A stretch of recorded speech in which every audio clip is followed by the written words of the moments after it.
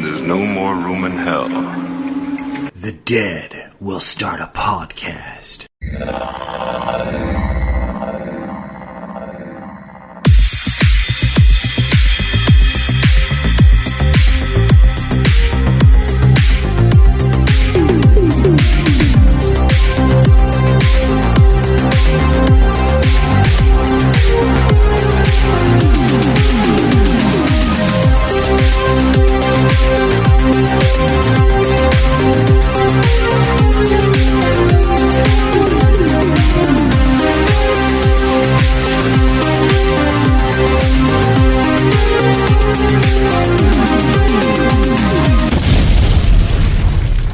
Hello, everybody, and welcome to No More Room in Hell, number 69. This is Mike.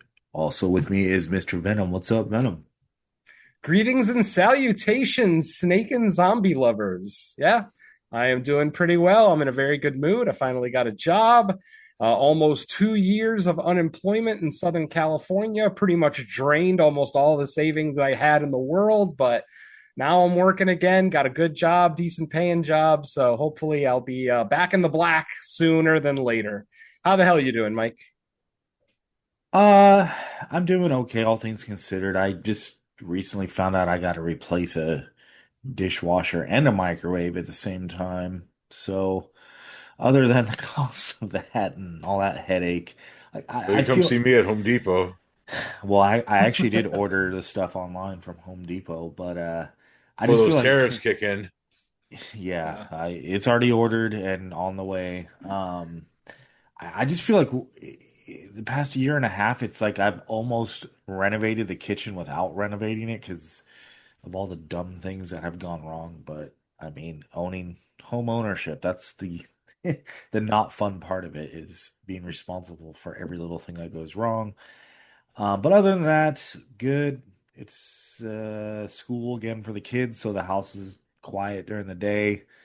And I don't know. Other than that, not much to update. Which we are like what halfway through the year now. So for as far as the other show, Fresh Cuts goes, starting to rack up lists as far as like what I'm liking or what I've liked the most during the year. I don't know. It's been an interesting year for horror movies.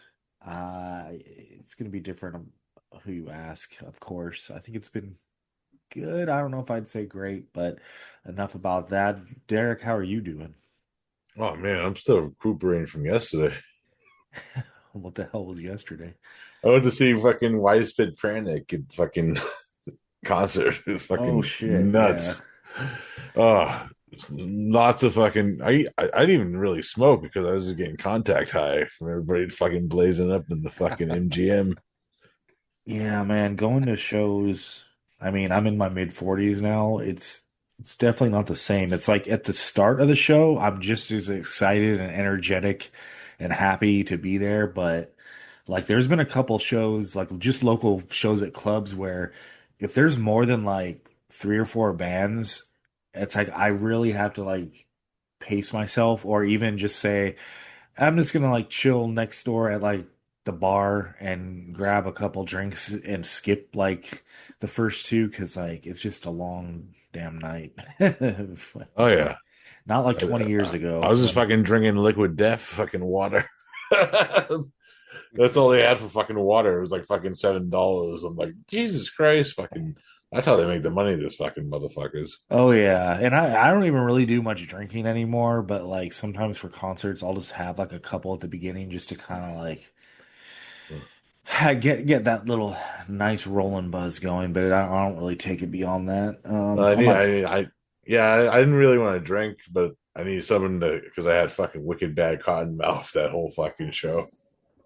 yeah, oh yeah, like I'll pop a gummy or something just Oh, to I ate like fucking 9 gummies. It was fucking great. nice, nice. All right, well, we are finally all back together. Yeah, this is episode 69, and we will, I guess we'll get right Favorite into position? favorite No. position. Yeah, so we'll open up the show like we usually do a little bit of catching up with what we've been watching. So I'll start with you, Venom. What do you got up first? All right. So the first movie I'm going to bring them to the table is my favorite movie that was released in the month of August, not named Weapons. And that would and that way, and obviously if anybody listened to the Fresh Cuts episode about weapons, you know how I feel about it already. I don't think I need to repeat myself too much, but for those who don't listen to Fresh Cuts, obviously I fucking loved weapons. Anyway, the next movie that I really fell in love with in the month of August played in theaters for 1 week a couple of weeks ago. This one is a documentary style found footage movie, which we tend to get a lot of those more independently. We don't really see them playing in theaters very often. I can't even honestly remember the last one that I saw in a theater, but this movie is called Strange Harvest. This is, like I said, it is a documentary style found footage movie about a serial killer named Mr. Shiny, who is basically has like two separate killing sprees in Southern California. He basically kills a bunch of people, leaves cryptic notes for the police and everything else. And then he takes a 15-year break, literally just disappears for 15 years. The cops think that that's it, it's over. But then after a 15-year hiatus, Mr. Shiny is back and, marauding all through Southern California once again. There's a cool kind of cult, kind of cosmic, kind of supernatural element to the thing that I won't expand on other than that. But I love this style of movie. I praise the movie Savage Land. Savage Land is my absolute favorite of these types of films, the documentary style found footage film. That's a good one. Yeah. Oh God, Savage Land. I adore that fucking film. And the fact that the found footage in Savage Land isn't even video, it's fucking pictures, just snapshots, and just how they present that. It was just so well done. This one, Strange Harvest, is a little bit more ABC. It's a little bit more cut and dry. It's basically exactly what you would see if someone did a documentary on a serial killer. I mean, the production value is there. The cool grainy videos that the killer himself records, things like that. So the interview footage is all great. All the actors really do come off like they're actual police investigators. I mean, right down to the very end of the movie, if you didn't know any better, you would think this was a legitimate documentary talking about a real event. But like I said, Strange Harvest, about Mr. Shiny. And even Mr. Shiny himself was a pretty interesting character. I wouldn't say he was the most compelling cinematic serial killer ever, but I did like a lot of aspects of what he was doing. Obviously, not the killing people part, but just some of his motivations and things like that. So I'll just leave it at that. Strange Harvest, my second favorite movie of August 2025. I know at least one of my co-hosts saw it, so if you guys want to chime in, go ahead. I did see it, and yeah, I enjoyed it. I thought it was good. I didn't know all what to expect going in, just because movies, I feel like found footage, they always have the potential to be really good or really bad. Sometimes it's hard to tell by, because I still watch trailers, and I feel like with found footage, they're some of the most difficult to assume whether they're going to be good or bad, because a lot of them just have that same look to them, unless they're just like so cheap that they're using like poor quality cameras to do. But for the most part, like a certain budget and above, they all kind of have that similar look.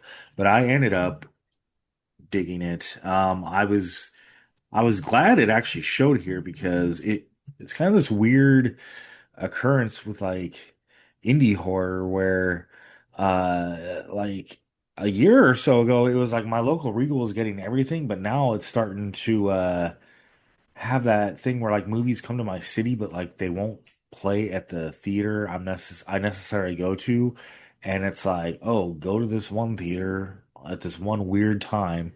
I think I I think I saw this one on a Saturday at like 4 or 5, which it doesn't sound like a bad showtime. It's just that because it wasn't the theater that's like really close to me, I just had to make sure I had accommodations to go see it. But yeah, I ended up liking this one. It's kind of like almost like a murder mystery, element to it. I like the serial killer take on it. And I just thought they did a really good job. It's with found footage, yeah, the volume of found footage tends to be high. There's a high output. If you consider found footage its own genre, I would say there's a high output of them. And sometimes you gotta work your way through the chunk pile to find like a good one. But On luckily, Tubi. oh yeah, Tubi definitely is a welcome place for all of them to land.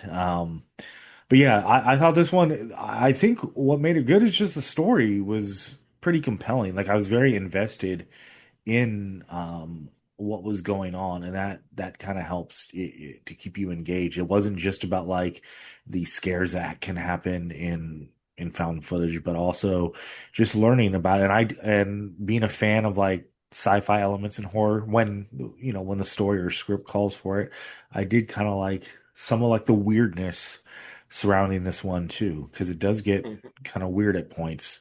Not weird bad, at least not to me. So yeah, I would have been Float happy doing Martian this for hits. fresh cuts if we would have had to. I would have been happy doing it. Oh yeah, same.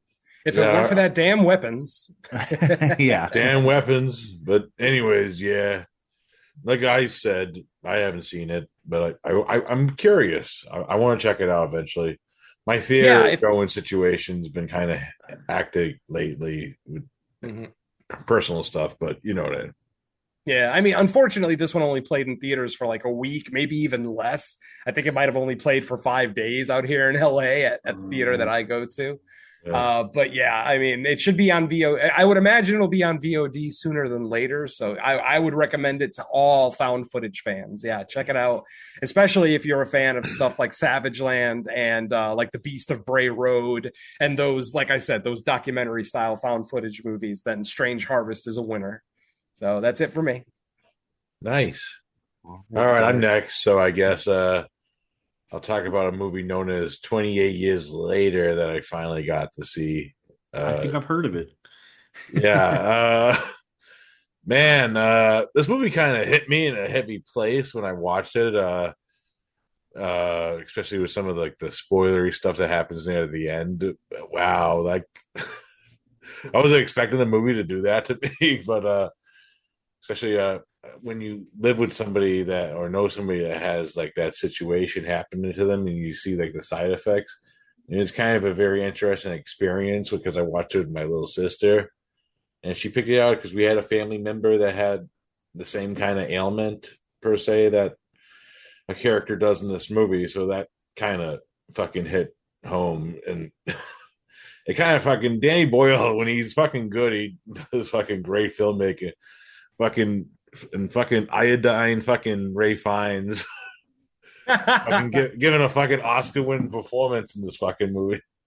It's fucking great. And it's just because it has like that story, but then all of a sudden you find out you're in like this weird apocalypse and you get ninja blonde guys at the end of the movie, which was fucking threw me for a loop. It was fucking like, really? This is where we're going with this? Fucking Sammy fucking Remick from fucking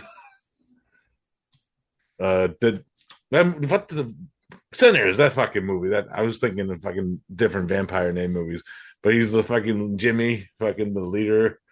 Man, that guy, just give him fucking all the roles. Yeah. The year that Dan Stevens had last year, this guy's now having this year. Yeah, they need to make a movie together for those two. There you go. But Yeah, I mean, dug it. I for the most part, I think we all mostly enjoyed it. I mean, it's not a favorite of the franchise by any stretch. I'm still solidly more into 28 Weeks Later. I think that cold open is absolutely spectacular. I think the subway scene, with the black light or not black light with the night vision goggles. I thought that scene was amazing.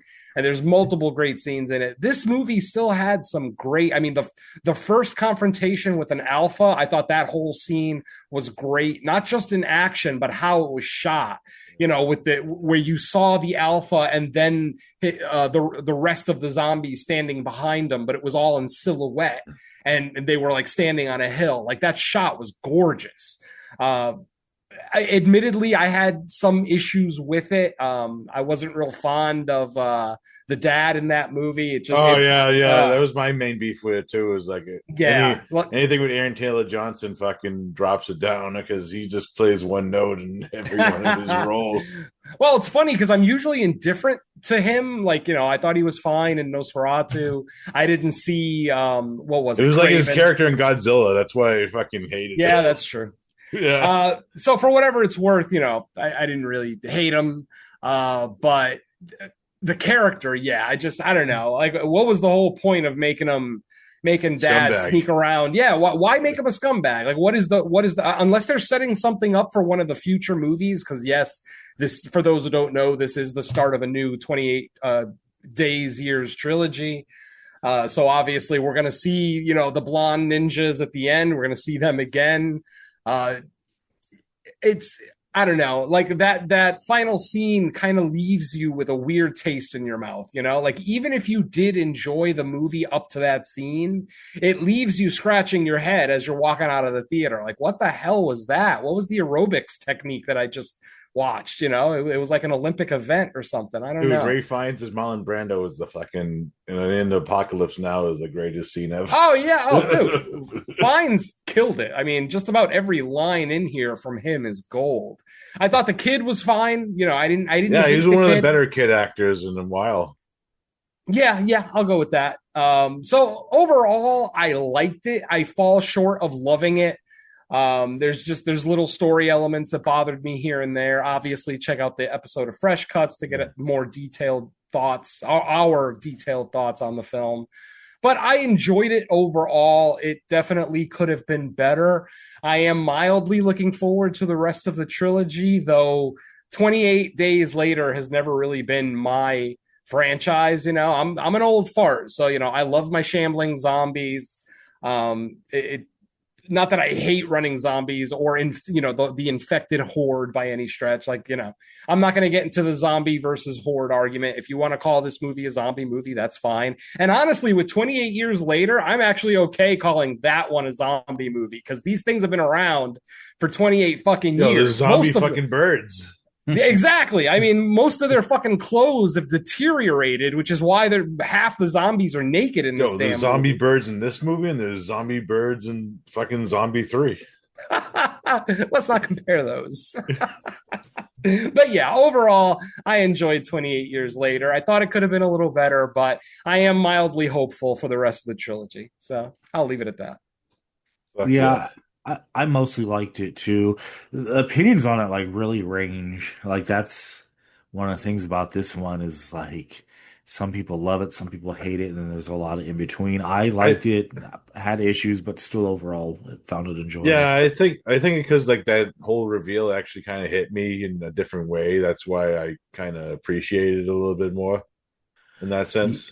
Yeah, I think one of the things, and I know Venom has made this point before with not just this one, but other movies that do this, is like when they announce ahead of time something's going to be part one of a trilogy, it's like it's very important that the filmmakers make sure that they still make contained movies in like each entry and not kind of make it feel like you haven't seen the complete story or a complete story until you get to the next ones. Like you don't want to leave like you want to leave the theater wanting more, but you still want to leave thinking like you saw like a beginning, middle, and end of a story.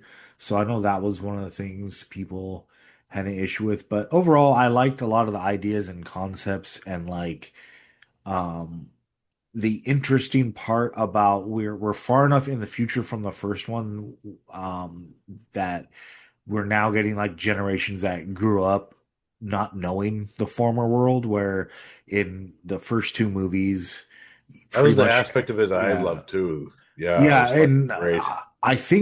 I think the ending was kind of showing like that kind of contrast because you have our main child actor and the character that is him. He grew up without any memory of the old world where those guys that come in at the end, it looks like they're basing some of their gimmick off something in the old world that was pretty bad, and it turns out to Yeah, be pretty yeah, bad. yeah. It was pretty fucked up when I was reading about it too. Like, Yeah, there's actually a Netflix doc about that guy too.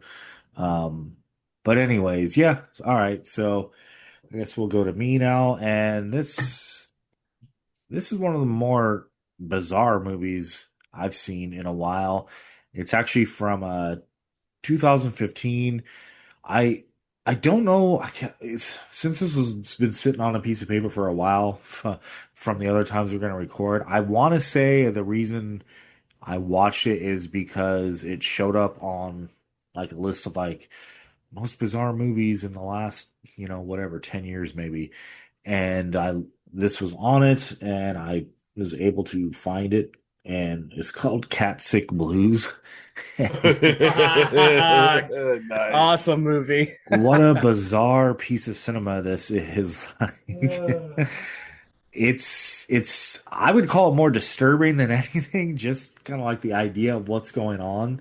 But I did enjoy it. It kept my attention and I wanted to see how everything was unfolding and it's one of those movies that just kind of makes you feel uncomfortable throughout it because this dude obviously has issues. It's like I'm always fascinated where your main in movies where your main character is kind of disturbed.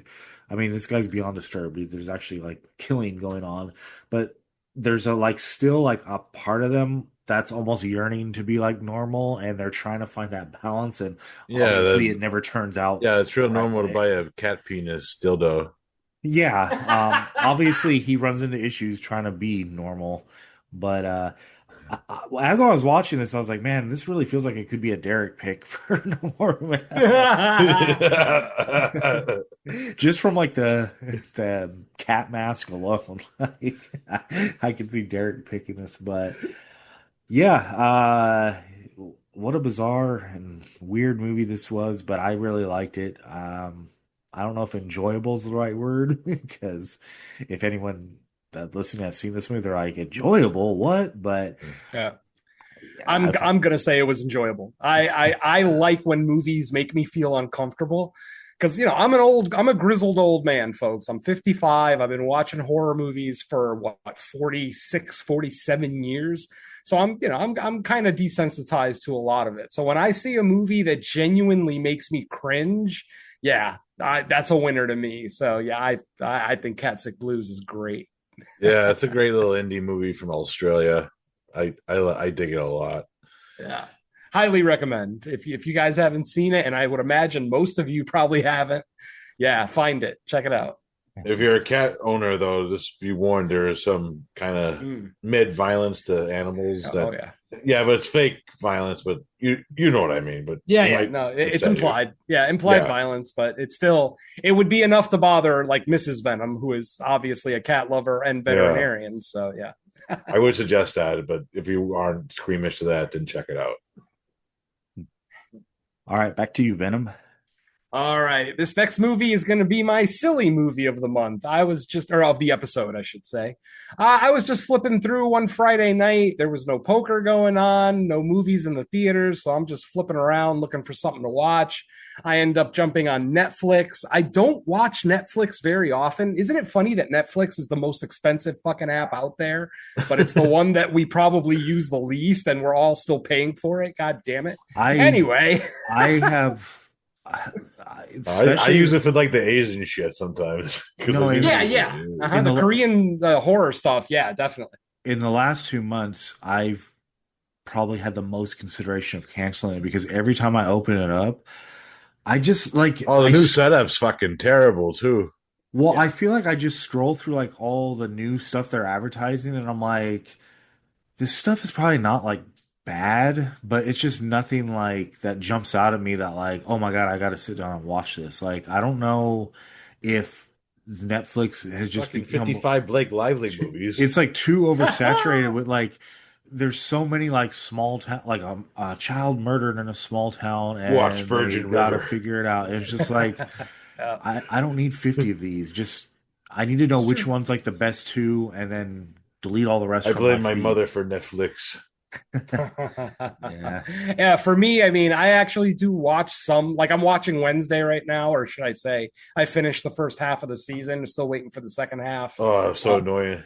yeah, oh God, cliffhangers. I'll have something to say about cliffhangers about one of the movies we're talking about today, How too. do you But like that series? I have not watched it, but I love Wednesday, but I love the Addams Family. I am a huge Addams Family fan. Like I always preferred the Addams Family over the Munsters. I still like the Munsters, don't get me wrong. It's just I was always something about Morticia and Lurch. I just something that family Fester. really spoke to me more than the Munsters did, you know. But okay. yeah, I love Wednesday. They Wednesday had is better actually movies too. yeah, oh yeah. The second one with Christina Ricci, the Family Values one, I love that. Oh, the camp fucking slaughter. Yes, That the was camp fucking- one, exactly. Yeah, that was a great one. I only watched that for the first time last year too, for Cut to the Chase. So Oh wow. that was a kind of a surprise. Yeah, the Addams Family movies I never gravitated towards. Like I literally had never seen any of them until about a year and a half ago, and then finally I watched the two. With Raul Julia, and then and obviously the series, some of the animated movie, which I didn't like, the one from a couple of years ago, blah blah blah. Yeah, the cast is kind of annoying in that one. Yeah, exactly. Anyway, let's get back to what we've been watching. I have been watching Wednesday, but I'm not going to talk about it today. Yes, it is horror adjacent, so I mean, there's monsters in it, so I mean, I guess I could talk about it, but I'm not gonna. The movie that I ended up finding on Netflix, or excuse me, on Netflix a couple of weeks ago, was called Beezel. Beezel. Oh, I see that. Is that good? Well, let me tell you.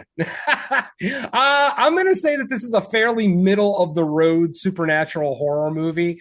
I would say it probably leans more towards good than bad. It does get a little silly. Like this movie is basically the story of a house that has a witch trapped in the basement of the house. And as people move into the house, they are not aware that a witch is in the basement. So, of course, at one point, the witch actually had a keeper, like a guy that actually would feed the witch, unsuspecting innocent people. But then he died and the house basically just went up for sale. So now it's people moving in to this mysterious house where suddenly, people start disappearing and dying in crazy ways. I'm going to say the ending of this movie was not very satisfactory to me. It wasn't necessarily bad. It just kind of fizzled out, if you know what I mean. It wasn't the most exciting ending. It didn't come to a big confrontation at the end between our final girl and the witch. It kind of did, but it just, like I said, it just kind of fizzled out. The journey I thought was pretty good. I thought the witch looked great. That's the triumph of the movie, is that the effects on the witch are awesome. She is she looks like she's about 400 years old. No pupils in her eyes, just white, whited over eyes, sharp teeth, that very classic witchy nose. So overall, the design on the creature was pretty cool. Some of the jumps were decent. Some of the jump scares were okay. The kills, meh, they were all right. I won't go, they were good for a PG-13 movie. Not to say that this is PG-13. I don't know if it was or not. It's a Netflix film. But I'm saying if it was a PG-13 movie, then these would be some fairly satisfactory kills. But overall, I'm going to say that this was a serviceable witch movie, but nothing that's vital viewing by any stretch of the imagination. I will say the movie is only 80 minutes long, so at least it is a quick watch. So if you got a little over an hour to kill and you just want to, pad your numbers for the year, Beezel would not be your worst option. So I'll leave it at that. Middle of the road, slightly leaning towards good with a disappointing ending and a great creature design. So I'm going to assume my co-hosts haven't seen this one, because this is definitely one that flew under the radar for me. I have not. I haven't, but I've seen that creature on the box art many Yeah, times. she looks great. Yeah, I've seen it scrolling on Netflix, so I know what you're talking about. Yeah, the poster's awesome. Like, I think this would pass the Dave Z test, definitely. The IMDb. IMDb. Back to Derek. Yeah, back to me. Okay. Let's talk about Final Destination Bloodlines. Now, Now I know, like, this is a franchise that, I'll admit, like I kind of grew up with this franchise, so I might be a little bit more into it than some of my other co-hosts, but I'm not. I'm just guessing because I heard them talk about it before. But overall, it's like it's not a fan favorite. This one for me, it has some okay kills. Like the lawnmower kill is probably the best kill, but they kind of ruined it in the trailer, the setup to it, which kind of pissed me off.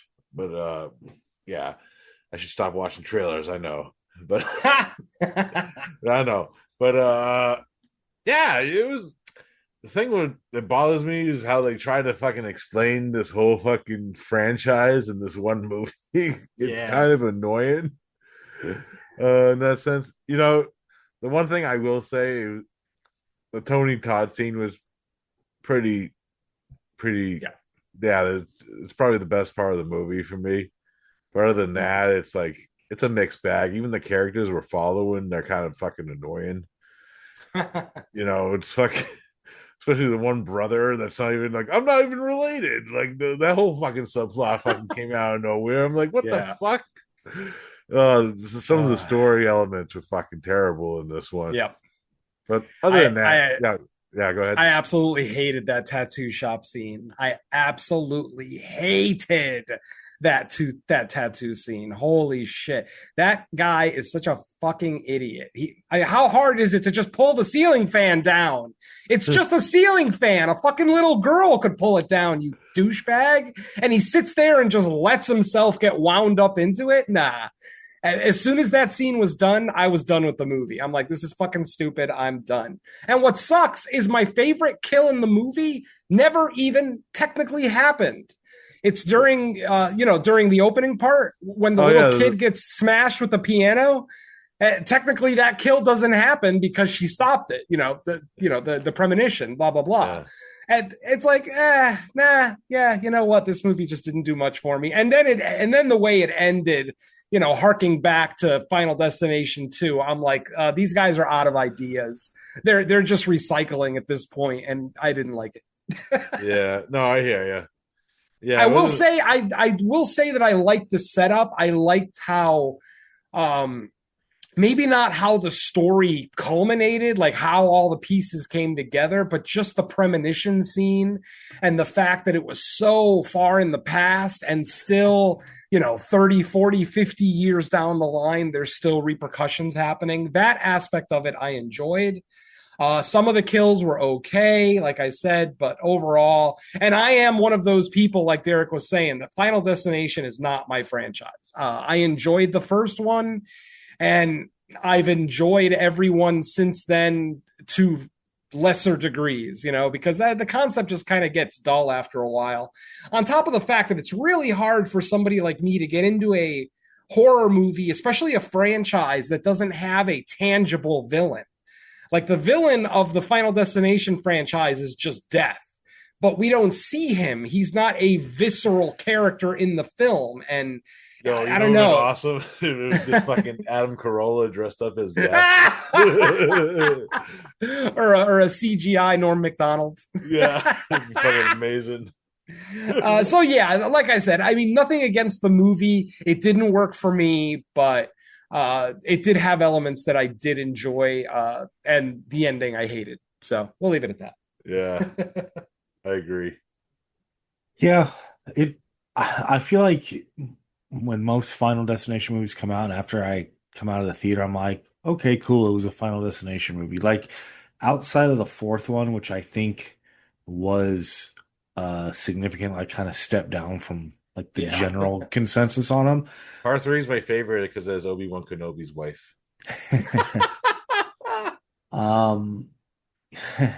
Yeah, I think they're like fun movies, but they're usually never like my top movies of the year. They're basically like, fodder movies, which is cool. It's like fun, like a fun 90 minutes of like, let's see weird creative ways people can die, but most of them don't go beyond that. I did like the first one beyond that, just because I thought there was the tone of the first one is pretty dark, and like they kill Stifler. They kill Stifler. I love the idea of like the law enforcement constantly tracking the main guy, thinking he's responsible for it. Like it just felt like the first one. There was a lot going on within the movie besides just the kills themselves. But a lot of times this happens with franchises as they go on. It's like, okay, let's cut everything else and just give people kills, which again doesn't make the movies not fun. It's But crazy. It's created by two guys that worked on the X-Files, this whole franchise. interesting. Yeah. All right. My next one is another, or actually is my first one for this calendar year that I'm bringing up, and it's one that I think it probably would have qualified for fresh cuts, but we did something else. I we probably did something else that weekend. That's why we didn't cover this, which is probably good because I mean, I'll get into it right now. It's called Abraham's Boys, and this kind of was an interesting one. Like, I love the setup and the premise. Basically, like it kind of picks up with like Dracula supposedly being defeated, and what I think they leave to go to America, right? To like kind of start over with life, but Well, first they went to where did they go first? I think they went to Prague first, and then they got chased out of Prague, and now they're in America. yeah, okay. And this is Van Helsing's family, and I don't like. I kind of feel like this one is more of a thriller dressed up like horror because of the lead guy being Van Helsing. Like that automatically gives it the Dracula attachment. Now, there's not. I'm not saying there's not bits and pieces in here that like you could call it horror. I'm not contesting like no way this is a horror, but it's very dry. It's kind of slow, which slow isn't always bad for me, but I just feel like the resolution in this is just not.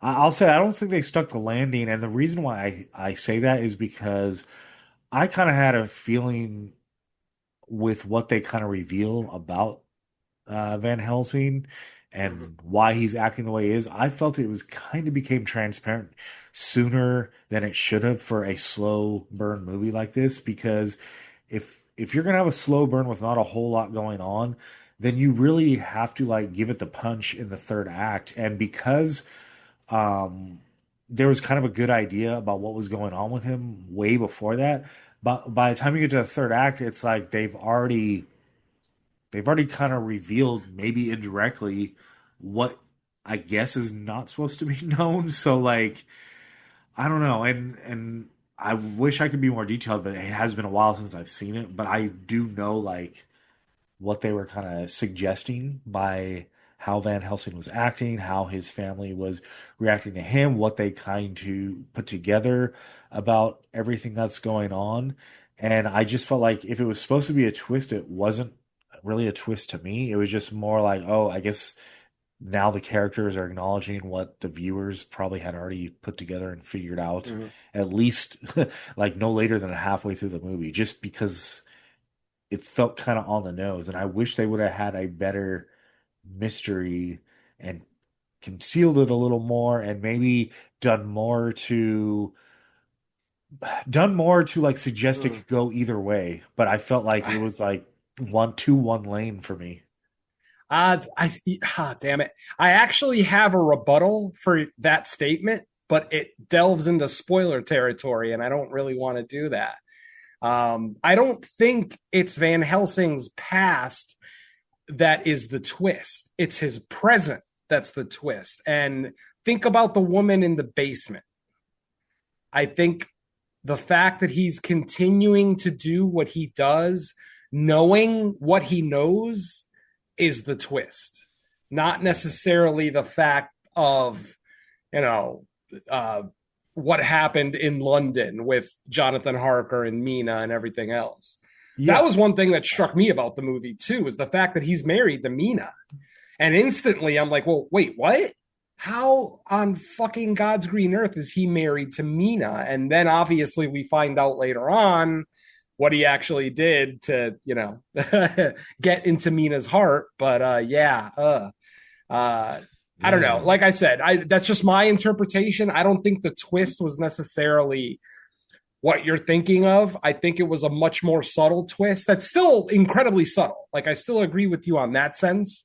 Like, I don't think there was an aha moment in this movie. There wasn't a true aha moment. I think we were supposed to slowly come up with the interpretation of what's happening and the solution and blah, blah, blah. I overall enjoyed the movie. I thought the performances were good. I am a gigantic fan of Dracula stories and movies. So anything with the Van Helsings moving beyond the events of Bram Stoker's Dracula, I'm curious for. I agree with Mike. The movie is incredibly slow. And that's the thing. That's where, if this thing, I never saw a trailer for this before I saw it, but if it was marketed as a horror film, it's absolutely not. I'll agree with Mike on that one. There are elements there, yes. I mean, we actually get a pretty decent decapitation at the end of the film, but I would call this a thriller solidly. But yeah, I kind of had a lot of the same issues that Mike did. It's just a little too slow. There's no real big reveal because, as he says, you as the audience have already figured it out long before the movie says, look, this is the secret. The Dracula. Yeah, exactly. So it's a Mia Dracula. It's funny because this is a movie that kind of, I like talking about this movie. Like, when I came home from watching this, I started talking to Mrs. Venom about it right away because she is also a gigantic Dracula fan. She's actually a bigger Dracula fan than I am. She's got like 100-year-old version of Bram Stoker's Dracula. She's got like a lot of paraphernalia and cool stuff like that. And I told her about the movie, and without seeing the movie, she kind of had the same opinion I had. It seems like a good concept. On paper, it's a good concept, but in execution, it kind of falls flat. And yeah, I guess I'll pretty much leave it this movie out there. It just isn't this one. Yeah. And I'm not saying that this version is bad. Like, there's going to be people that I think really enjoy this movie. Like, I use La Llorona as an example. I didn't see it, so I probably would fucking like it. So who knows? I think you might. I mean, like I said, it's a slow burn, but there is a somewhat of a payoff at the end. I use La Llorona as an example. If you guys remember the year that Blumhouse put out their version of La Llorona, there was an independent company that put out another version of that movie of La Llorona. It was just called La Llorona, as opposed to the Blumhouse one that was called The Curse of La Llorona. That's the one that was released on Netflix, right? Exactly, yeah. But that one is barely a horror movie. Like, if you watch it, there's not really a lot of, if any, supernatural elements to it, as opposed to the Blumhouse one, which is just a supernatural amusement park. It's a fucking roller coaster ride. So that's kind of how I look at Went Up the Hill. Went Up the Hill is like that indie version of La Llorona. I want to see the Blumhouse version of Went Up the Hill because it's probably going to be filled with jump scares. It's going to be a lot bloodier. It might be more what I was looking for. I could be wrong too, because don't forget, I'm not the biggest fan of Blumhouse, or at least I haven't been for about 10 years. So I don't know. Basically, I'm agreeing with Derek. There is a better version of this movie out there, but this one isn't bad. It just didn't work for Mike and I. That's all. Wow. The multiverse. All right. Back to me, I guess. Yeah. For my last one. All right. Okay, my last movie, I dare say, may have the new title of the slowest movie I've ever seen. Up until I saw this movie, I would always say that Agazusa is the slowest movie I've ever seen. And if you guys remember Agazusa, I mean, things actually do happen in that movie. Like, I mean, she actually eats a baby at one point. I mean, and there's a rape scene, like, stuff happens. Well, my friends, last week I went to see Went Up the Hill in theaters, and wow. I mean, you want to talk about a slow movie. This movie is an hour and 40 minutes, and it felt about 3.5 hours. It is so slow. It is and by the way, the title Went Up the Hill is a little bit of a word play because our main characters are named Jack and Jill. Oh boy. Yeah, exactly. It's got nothing to do with the nursery rhyme in any way. It's actually it's kind of like a movie. No, not at all. Fuck, the complete opposite. Jesus. It is a very elevated ghost story that doesn't really have a ghost in it, if that makes sense. Basically, it's the story of a lesbian couple where one of them dies, and at the funeral, her estranged son shows up. And it turns out that the son was taken away from this woman because she was a terrible mother. She was abusing the kid, blah, blah, blah. The kid never knew. So Jack never knew why his mother abandoned him. In fact, he thought all his life that his mother abandoned him, but it was actually that he had gotten taken away. The point being is that there is a very weird, almost possession element to this movie. Well, not almost. It is a possession element to this movie. But it is so fucking slow. And there's even a sex scene in here that's like the most boring sex scene I think I've ever seen. It's just, like I said, it's just an incredibly slow movie. Now, where the movie triumphs, is in its cinematography. It is a gorgeous movie. It takes place in winter right next to a lake. It's a beautiful, and then the house that Jack and Jill are staying in is amazing. Jill, by the way, being the surviving member of the lesbian couple. So, and this is the first time after the death of Jill's partner, this is the first time that she's even finding out that her lesbian partner had a son, an adult son. So there's that drama added to it as well. There's also the drama of other members of this family not wanting Jack to be there because, I won't get into the because that might be a little bit of a spoiler. But my friends, like I said, I thought Agazusa was the slowest movie I've ever seen. This movie is the fucking definition of slow. Molasses is a speed demon compared to this movie. Holy shit. Now, mind you, I'm not saying the movie is bad. I'm saying if you don't like slow horror with not much of a payoff at the end, avoid Went Up the Hill at all costs. But if you're a fan of beautiful filmmaking, great performances, and maybe a very off-putting kind of supernatural possession story, then Went Up the Hill might be for you. But I would say for most people listening to us right now, Went Up the Hill is probably not going to be for you. A little too slow, not much of a payoff at the end. I mean, literally our two main characters just go walking in opposite directions to end the movie. Like, that's the end of the movie. Oh my God. So yeah, it's going to be an acquired taste. I can't imagine it's still playing in theaters because I saw it like 2 weeks ago in theaters. So I would say if it sounds like something that interests you, check it out on VOD. It's sitting on a 6.2 on IMDb right now, which I would say is fairly accurate. I might even go a little bit higher just because the performances are really good. And like I said, the score and the cinematography are really well made. But otherwise, just prepare yourself for the slowest ghost story you've ever fucking seen. And I'm pretty sure Mike saw it. So why don't you chime in, buddy?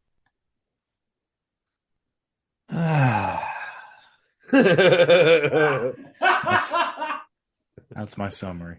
I love it. Other than that, everything you pretty much said already. Yeah, like I said, I don't want to make it sound like it was a bad movie or that I hated it. But if you don't like slow horror movies, then avoid Went Up the Hill. That's all I'll say. Let it flow. Let yourself go. Slow and low. I'll listen to the Beastie Boys all day before I watch this movie again. Sounds terrible. Thank you. Like I said, terrible is a stretch. It's just, it might be like, I know Don and Nelly would absolutely abhor this film. He probably would quit 10 minutes in. That would be my guess. Don't you think this is also like another one that's almost like more thriller than horror? Oh, absolutely. This one even more so than Abraham's Boys. At least Abraham's Boys, we get a decapitation. Here, Yeah. we get nothing. I mean, no, I don't think we do. We even get an on-screen death. I don't think we even do. Right? No one It, actually dies in the movie. it's like more angsty than anything. Like Hmm. Yes, it's a because lot of like it's mostly Jack trying to figure out why his mother abandoned him, or why his aunt is trying to keep him away from the funeral. Blah blah blah blah blah. yeah, it's like unresolved issues. Like Don, I have a feeling if Don saw this, he would label it like trauma porn, but I don't even think it's that. It's Nah. not even good enough to Is be that even a trauma genre? porn. Well, Don made it up, I guess. Don just finds out a lot of like so-called elevated horror tends to be like trauma porn. Mhm. I think he might label something like this that, but So I is don't the even guy who think like this is good Relic? enough for that. That's what I mean. I will forever be shocked that Don liked Relic as much as he did, because I love Relic. Relic is a fucking brilliant film, but to me that is true trauma porn. But Don loved it, so go figure. Imagine. Oh well. Eh. To each his own. We love you, Don. We love you. All right, All right, who's next? Oh man, yeah, I'm next. Yeah, okay, I'm gonna talk about a TV show that I fucking watched. I've been watching a lot of fucking Shutter TV shows, and I fucking experienced the fever dream that is Hell Motel. Yeah! Oh my god, it's so bad. I watched half an episode. Oh, like that, yeah, like the first one's fucking like I knew I was in trouble. The acting's fucking terrible. This should have been this fucking slasher season 6. It's pretty Yes. much this cast of Yep. slashers. It makes no sense. And if you ever seen any of those shows, man, they have some of the worst fucking characters ever that you're following through. And man, these characters, like, why should I care what happens to these people? This is fodder fucking porn right here. Yeah.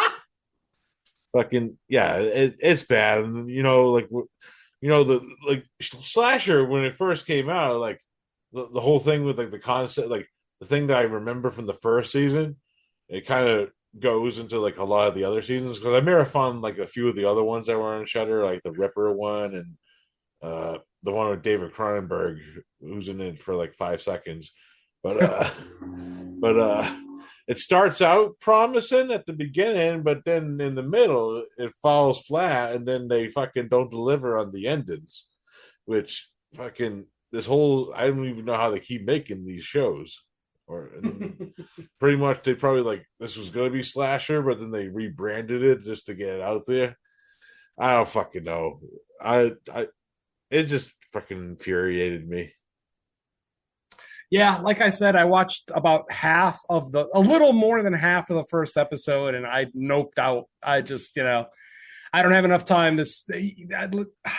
If you can't grab me after half of the first episode, then you're probably not gonna grab me. If I'm even mildly interested, I'll at least finish out the first episode. But literally, I wasn't even mildly interested halfway through, so I was done. It's so random that fucking Eric McCormick's on it. Like A little bit, yeah. that was fucking random. Oh man, Uh, Michael. All right, so my final pick for what we watch is my favorite of the three. This is one. It's weird. This is actually listed as a 2023, but I think it came out last year, but still isn't overly widely available. Um, but I don't know. When you go to IMDb, at the top it says 2023, which is probably That's when that's it a went. production date. That's Yeah. usually when they put just the year at the top. That's a production date, because I'm looking at Went Up the Hill right now, and it says 2024 when it just opened 2 weeks ago in theaters. So Okay. Yeah, yeah, because down on the release details, it does say March 2025. exactly. And this is the one I saw a trailer like a long time ago, and it kind of disappeared just because it wasn't getting much of a release. But it's Cannibal Mukbang, and this is kind of like a weird little indie serial killer movie where we have like an influencer chick who does like cooking videos and stuff, and she's trying to like go through the dating scene searching for love. And so we pick up with a new relationship of hers developing, and then you can guess that there's like a twist in the relationship, a certain dynamic that he finds out about her. I mean, I don't want to spoil, but if you know the title of the movie, which I just named, you can guess. He's a vampire. I knew Yeah, it. He's a vampire. exactly. What was the name of the movie? Cannibal Mukbang. Oh. So it's him trying to navigate this new relationship with her when he finds these things out about her. And I actually kind of liked it. It's a little quirky indie movie that is fun. There's some good gore. I found the lead characters hilarious. It gets pretty uh dark there. It's definitely like comedic, but in a dark way. And overall, I just found it pretty fun. And the resolution at the end is pretty like where they go, where it almost like you think it's going to turn out a different way, but nope. They kind of held true to like what you would like expect to happen instead of like a certain finale. But overall, I did like this one a lot. Very enjoyable, and not much else to add. But it sounds like neither of you have seen it yet, so I'll leave it at that, as to not reveal too much info about it. And I also love the box art; it's pretty cool. All right, so send me a link for that later. Okay, I will do. Yeah. All right. Well, as far as movies you watch, is there anything anyone else wanted to bring up? No. Nah. I've been on a bit of a movie buying spree just because there's been so many like sales, but I was just gonna use those as backups if I didn't have three other ones. But since I did, Oh, I bought a bunch of fucking Vinegar Syndrome. I know it's bad. oh, I was I was on the Arrow. I got Dark City and the stuff from Arrow. I got a few from Arrow too. I forgot what I got. No, I got Incubus, the Oh, with fucking nice. William Shatner in 4K. Yeah, I got a Oh. handful of Criterions too because they had a 50% off sale. Yeah, I got a few other movies too. Like I got that Kenji Fukasaku box set with like cops versus thugs. Sweet. I got the Um, monkey.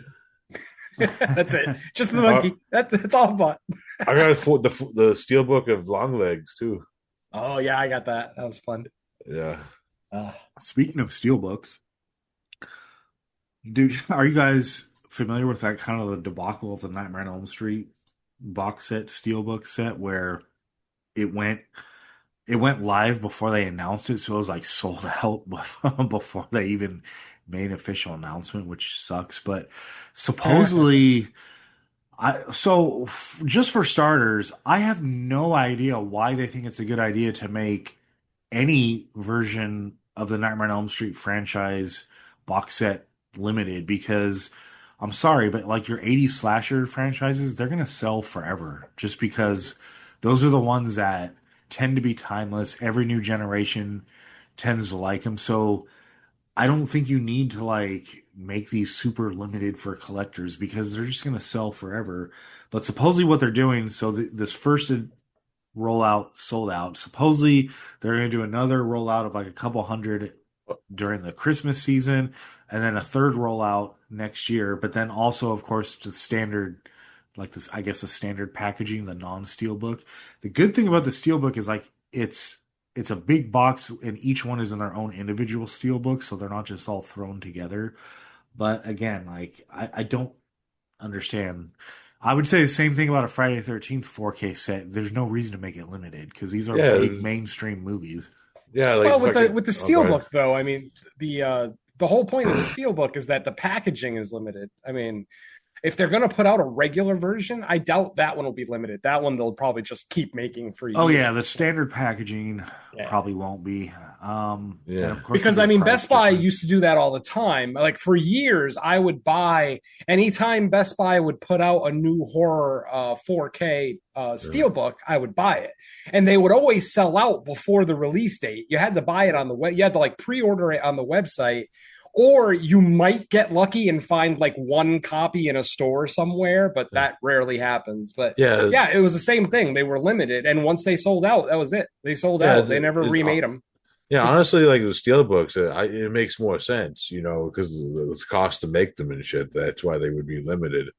I mean, Mike has a valid point. If they were to make a shit ton of them, they would sell. Ultimately, I mean, diehard fan. I mean, hell, if you put out a fucking Friday the 13th diamond encrusted box set, guess who's mortgaging his house to buy it?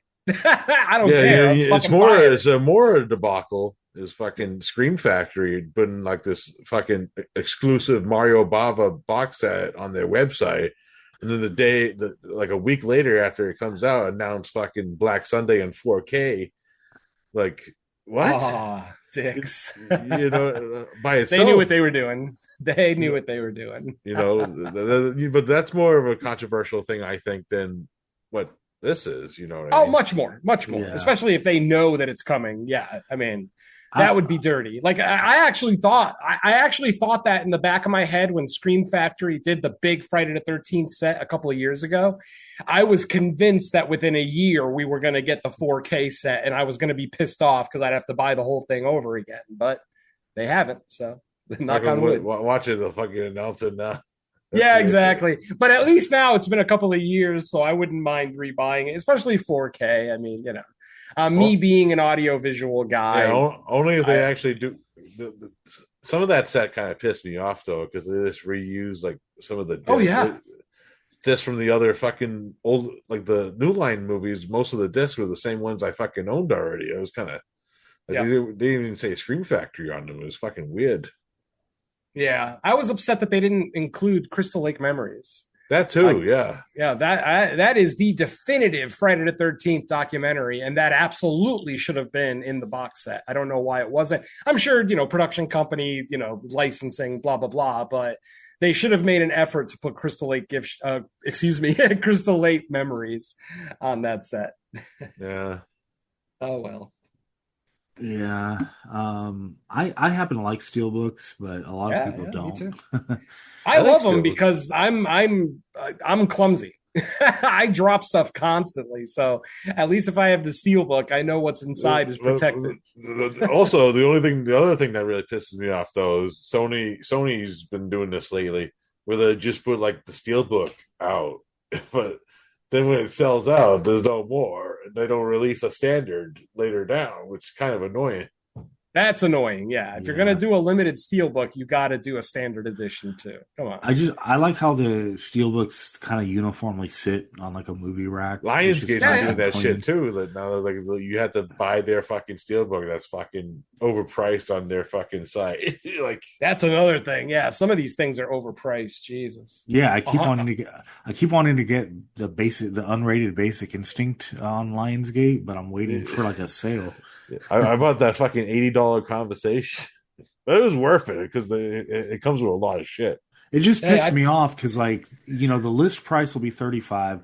That's more than I want to pay, but I probably would. But the problem is that's the subtotal, and then by the time you check out, it ends up being in the mid 40s. I'm like, okay, no, I'm not doing it. I bought it because it's more of a collector's piece item. You know what I mean? It comes with like in this nice box. You know. Yeah, I'll only get stuff like that for my absolute favorite movies. Like I'm willing. I mean, I spent $100 for my Dawn of the Dead 4K. Did I get ripped off? Absolutely. But do I own the Dawn of the Dead 4K? Yes, I do. So I'm happy. Yeah, I paid $50 for Matango on DVD. Matango for $50? Woo! Yeah. It was out of, you know, it's been out of print. No, it's out of print, obviously. Moods was trying to talk me into getting the Blu-ray Ginger Dead Man tin set so I could do the 22 shot. I saw that shit. I saw that shit. If he's willing to pay for it, sure. Hey, The thing, I'll give Full Moon credit though. Some of that shit that they do make for like the collectible shit is good quality. Like yeah, it the is a cool subspecies set. set Like is it's fucking. like a cookie tray packaging, and like you get a Ginger Dead Man figurine. Like it's not that the set itself isn't But it's cool. those Like movies. I it's know. I just that get like it. what am I gonna do with those movies beyond watch them for the show? Like I'll never probably throw them on ever again. You know. Yeah, yeah. That's not my franchise either. I hear you there, man. All right. Um, I didn't What really are have we any other watching? What are we news. talking about? I was gonna bring up that it's kind of almost officially gonna be spooky season, but out here Mhm. we have another month of like mid 90s or higher, so it never feels like I see all these posts of people like, oh, it's about to be spooky season. I'm like, yeah, I got like another month before it even Eh, feels anything like Halloween season. Oh, it's starting to feel like that now. Yeah, it's fucking cold. it's spooky season year round here. I don't care. I Yeah. mean, that's the other thing. I can be That's spooky at the beach. I fuck it. With your Michael Myers fucking swimsuit. There you go. I do have a small piece of collecting news for obviously, once again, you guys know that I am a Funko Pop collector and I tend to specialize in the horror movie pops. We actually, with October approaching, we actually have a good list of horror pops that are going to be coming out.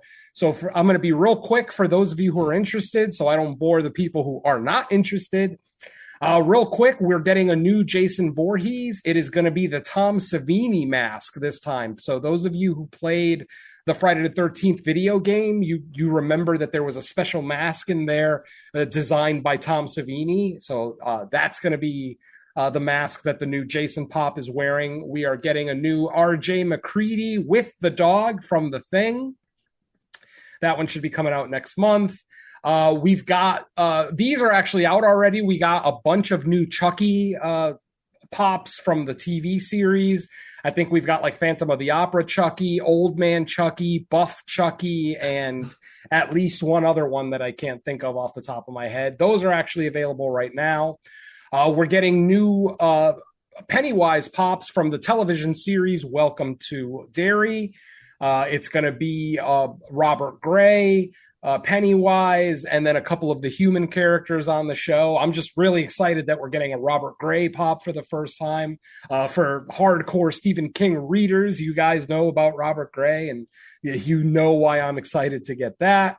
Let's see, we've got a new Trick or Treat pop coming out with, of course, our favorite, kind of keeper of Halloween, Sam. I'm not sure what the details on that one are, but we do have a new one coming out. We have a new Exorcist pop coming out where it's going to be Reagan floating above her bed. So, an iconic scene from the movie now will be in pop form. That'll be on your shelf. Yeah. And then this is one that actually kind of surprised me. Smile. We're getting a Smile pop. Yeah, we're getting the Entity. That just got announced this week. Obviously, you guys, for those, longtime listeners of Fresh Cuts, I've had my issues with both Smile movies, but as I am a horror Funko Pop collector, I still end up buying the pops. I mean, hell, I bought the fucking Exorcist Believer pops, and I hated that movie with a fucking passion, but I still bought the pops because they look cool as shit. So, and this one's not a bad looking pop. It's actually some pictures of it too. Yeah. No, the Smile Entity looks great. And I mean, they killed the teeth. They absolutely killed it. I think it looks amazing. It looks better than anything in the movie. So go figure. All right. And then the last two that I'm going to talk about are the biggest ones, at least that this horror fan is waiting for.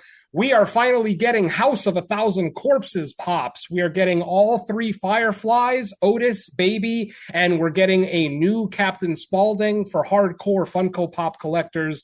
You know that we did get a Captain Spaulding pop back in 2016, but that was the only House of 1,000 Corpses pop. And technically, it wasn't a House of 1,000 Corpses pop. They labeled it Captain Spaulding, so it wasn't tied to the movie. It was just a basic Captain Spaulding.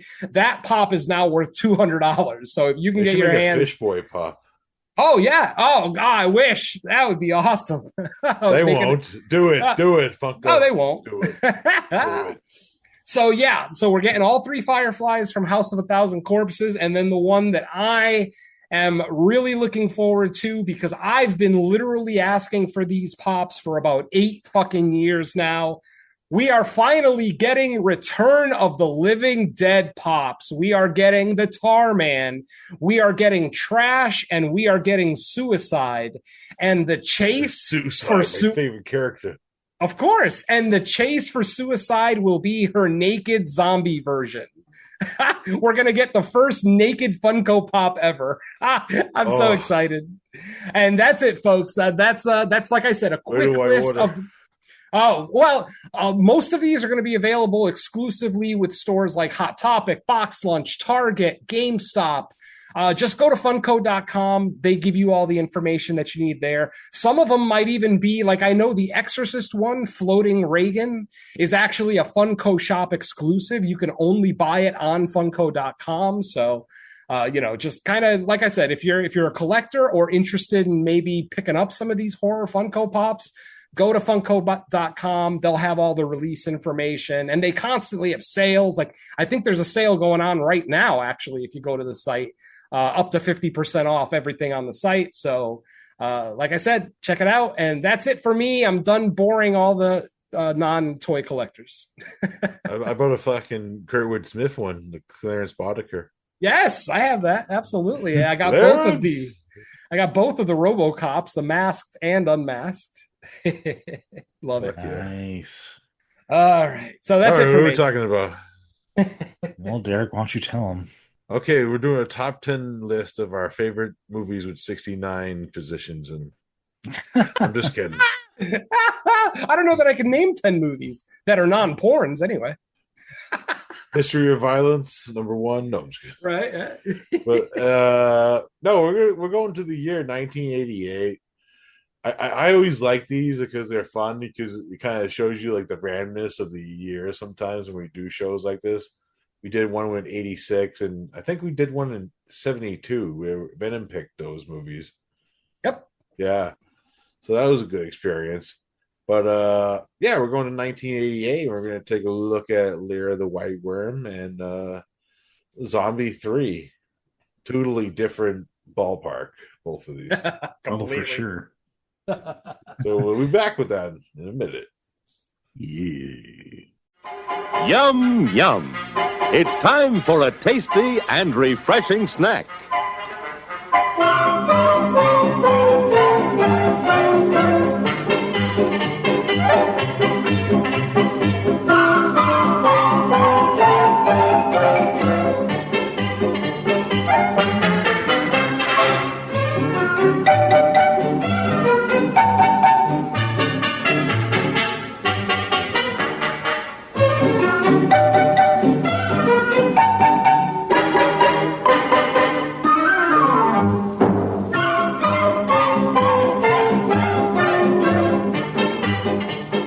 Promise to satisfy your hunger, your thirst, your sweet tooth. So visit our refreshment center now. Let's go! And now, on with the show. And we are back, everybody. That's right. We're back in the year 1988. Woohoo! I was only 2 years old. Imagine. Shut up. Hey, I can have those moments. All right. But anyways, speaking of Dracula, the Lair of the White Worm, which is actually based off a short novel or novella or a short story by Bram Stoker, the author of Dracula. But you take that and you give a lot of cocaine and give it to Ken Russell. You get this 1988 adaptation, which I've seen when I was way too young on like FearNet back in the early 2000s, when FearNet was actually still a thing before Shudder. That's usually where I used to watch all these crazy random 2000s horror movies like High Tension, fucking. This was on there for a while. There was a bunch of weird random movies that I remember being on there. And yeah, And I'm like, what the fuck is this? It's like an Irish movie with like fucking Hugh Grant, and it's about fucking snake vampires.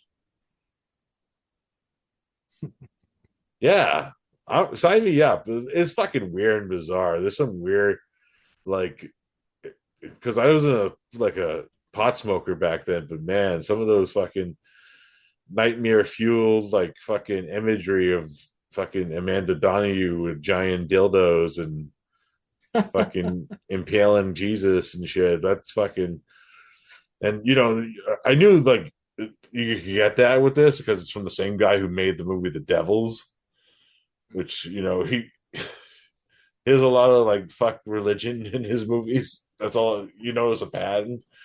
And then he adds like that acid trip shit that he did with the movie Tommy.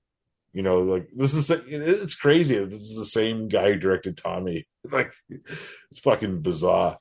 But yeah, and you got fucking the main guy of the movie that like it kind of begins a lot like a movie we actually did in the show, Blood on Satan's Claw, where like this guy digs up like this fossil or discovers something in the ground, and it kind of awakens like shit that's happening around the area, and you hear about this legend of like this Dampton worm, which the song has the greatest fucking song ever in it too, by the way. I fucking sing that song all the time when I fucking watch this movie because it even plays on the fucking menu if you have the Vestra on Blu-ray. It's fucking John Dampton down there. It's fucking great. Irish folk music's awesome. Yeah, like it's a bizarre fucking movie, but it's a one that I always appreciate and have fun with, and it's fucking bizarre. I'll just put it that way. But let's talk to Venom. What's your history with this movie, man? All right. Well, before I talk a little bit about Lair of the White Worm, I want to say that it's interesting that Derek picked the two movies that he did because, yes, they are both from 1988, but they also have a certain connective tissue with me. And that is that when I first saw both of these movies, or should I say, I have had a complete 180 on my opinion of both of these movies between the first time I watched them and more recently watching them. So, that kind of gives you a little clue of what I might think about our next movie. But starting with Lair of the White Worm, I saw this in theaters. I saw this in theaters opening weekend like an idiot, only because it was one of those things where, like I said, I was 88, so I was 18, right out of high school, and it was the kind of thing where I was just consuming horror and dark cinema as much as I could. I didn't even see a trailer for this movie. I saw a poster for it, and it's not the poster that I think most people associate with this movie, where it's Amanda Donahue coming out of the wicker basket. The poster that I saw was the one with the blue demon face on it. And I remember seeing that poster and just being interested, like, wow, that looks awesome. So let's go see it. My friends, when I saw this in 88, I hated this movie. I fucking hated this movie. I walked out of the theater so fucking confused. Like I had no idea what the hell I had just watched. I didn't even make the kind of vampirism connection the first time I saw it. Like I said, 18, I'm kind of a cinema novice, so I'm still kind of getting my bearings when it comes to my critical eye. But yeah, I had no idea how to process this movie. Literally, I saw it with my first fiance. Before I was with Mrs. Venom, I was engaged to another girl. We saw this movie together, and she was actually mad at me. She was mad at me for taking her to see this movie. She was so upset. Anyway, fast forward over 30 some odd years, 35, 37 years, and now I love this movie. I legitimately, now that I'm older and I've seen the movie 4 or 5 times now, I appreciate a lot more of it. I think Amanda Donahue is just perfectly cast. She's got that without being like, how can I put it? Without being a perfect 10, like, lots of curves and big butt and big boobs and everything. She has a sultriness to her that comes through her kind of thin little body. Because like she's not the most developed woman that you're going to see walking around scantily clad in a film. But those eyes and that mouth and just the way that she walks, the way that she walked out of her mansion when they were, when they were playing the song, that was awesome. I'm like, holy shit, she doesn't even realize she's doing that. That's great. I can live without the hairy armpits, but hey, to each their own. I mean, everybody has their preferences, whatever. But yeah, watching it yesterday, I really got an appreciation for the lore of the Danton worm. I appreciated the practical effects on Dionin, right? Was that his name? Dionin? Yeah. I love the practical effect. I love the way they did it. Like they did it as a miniature, but then they just kind of, the way they shot it, they blew it up to make it look like it was a gigantic worm coming out of the earth. I think Peter Capaldi is actually great. I had forgotten that Peter Capaldi, fucking Doctor Who, is in this movie. I completely forgotten. I remembered Hugh Grant and Amanda Donoghue from when I saw it in theaters, and thinking, kind of meh to both of their performances. But now that I see it, years later with a more critical eye, I still don't like Hugh Grant in this movie. I don't know. They could have put anybody in this role. Not to say that Hugh Grant was a gigantic star in 1988. I mean, he was still kind of an up-and-coming guy. Yeah, that's kind of before he was really big. Exactly. Too. But just something about just his manner. Like, I know he's playing a lord, so that kind of aristocratic air to him is supposed to fit, but something about it doesn't feel right to me. This isn't a major gripe by any stretch of the imagination, but I just always thought that Hugh Grant was wasted in this movie. But everyone else, the girl who plays Eva, obviously Amanda Donoghue, the cop, I thought the cop was great. Like, I remember thinking the cop was an idiot, like the first time I saw this movie. But watching it more recently, it's like, I now understand. He's under her control, blah, blah, blah. Like, everything is just more crystal clear to me now. I appreciate the ending. I will still say, what the hell was the point of that excavation team? It seems like they did nothing. It seemed like Peter Capaldi basically did everything, with the final scene of the movie and everything. Not the final scene, but the final confrontation with Dionin. It seemed like the excavation team was just kind of there for decoration. Like, they didn't actually do anything. But again, but like I said, Holy hand degrade. The holy hand grenade. I wish. That would have been awesome. But no, like I said, as I've grown up and, watched more and more and more horror, I have developed an appreciation for Lair of the White Worm. It's still batshit insane. It's still very psychosexual. It's still... And on first watch, I would imagine a lot of people are still going to have that same thought that I had on first watch of, what the fuck did I just watch? Like, who is this snake woman, going around seducing all these men, but then never letting them have any before she kills them? yo, I watched this like one of the first times I got fucking high. It was fucked. Like that whole like fucking nightmare scene where it's like just her fucking face. God, the scene with those cult members with the cod pieces fucking that girl. Holy shit. Like, yeah, some of the hallucinations in this movie, like, they're right out of Event Horizon. Like, you just catch a quick glimpse of it and it's like, what the fuck did I just see? Yeah, like you just put this on in the background. It's a great background movie because what the fuck? Yeah, to an extent. Yeah. So I'll just say, to cut off my general thoughts, I would say, like I said, I've done a complete 180 on this movie. I genuinely enjoy it now. Like, this is a movie that I would probably own at this point. Like I said, I enjoy it. I think all the performances are great. Hugh Grant maybe is a little bit wasted, but I think Peter Capaldi is like the unsung hero of this movie. I think, especially on this most recent watch, I was just surprised how well, he plays, that Scottish character. And obviously he probably wasn't actually playing the bagpipes in the movie, but if he was, impressive. But like I said, probably not. But ultimately, like I said, I've done a complete 180. I enjoy the movie now. And now I would recommend it especially to seasoned horror fans, people who've been watching horror for at least like 20, 25 years. This is the kind of thing I would recommend of, oh, you've probably never seen anything like this before. And 9 times out of 10, they would probably agree with me. So yeah, Yeah. Lair of the White Worm. I dig it.